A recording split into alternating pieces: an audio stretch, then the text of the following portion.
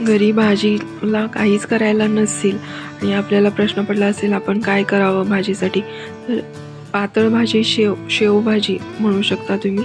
एकदम बेस्ट पर्याय आहे हा आणि एकदम छान टेस्टी अशी शेवभाजी होते, सगळ्यांना आवडणारी आहे, झटपट. आणि आपण टॅमॅटो कांदा घालून रेग्युलर आपले जे मसाले आहेत ते यूज करूनच ही पातळ भाजी शेव बनवू शकतो आणि एकदम छान यम्मी अशी टेस्टी आणि फास्ट बनणारी आहे.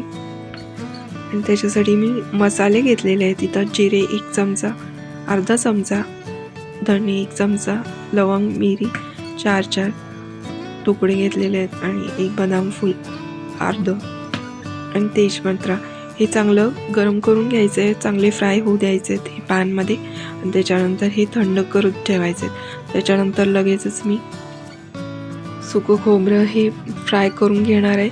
पातळ काप असे केलेले आहेत सुक्या खोबऱ्याचे आणि ते चांगले ब्राउनिश होईपर्यंतच फ्राय करायचे आहेत. खोबरं घातल्यामुळे छान अशी ग्रेव्ही तयार होते.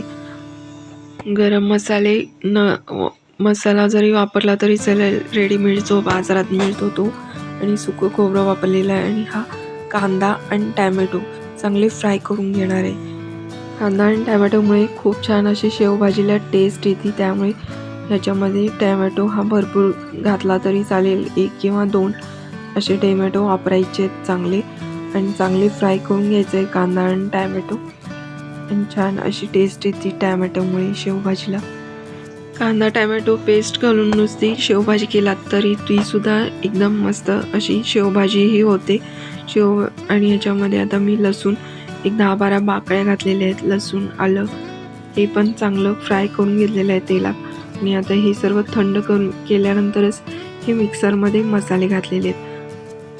खोबरं, गरम मसाले, टॅमॅटो, कांदा हे सगळे फ्राय केलेलं सगळं मी याच्यामध्ये कोथिंबीर घालून चांगलं बारीक करून घेणार आहे. थोडंसं पाणी पण घालायचं याच्यामध्ये ॲड करून चांगला पातळ असा मसाला हा बारीक करून घेतलेला आहे पेस्ट.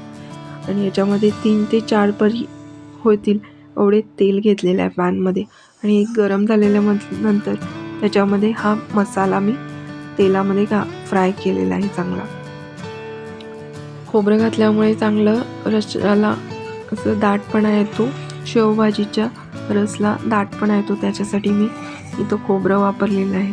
आणि याच्यामध्ये चवीनुसार मीठ ॲड केलेलं आहे आणि घरातली कांदा लसूण चटणी, आपली कोल्हापुरी मिसळलेली चटणी आहे ती घरगुती, तीच मी वापरलेली. 2 ते 2.5 चमचे घातलेले आहेत.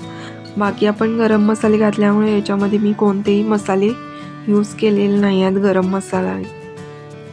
आणि आता ह्याच्यामध्ये जितकं हवं असेल तितकं आपल्याला पाणी ॲड करून घ्यायचं आहे, कारण याच्यामध्ये शेव घातल्यानंतर ती शेव ह्याच्यातलं पाणी ऑब्झर्व करून घेतं, त्यामुळे आपल्याला हा पातळ असा रस हा तयार करायचा आहे.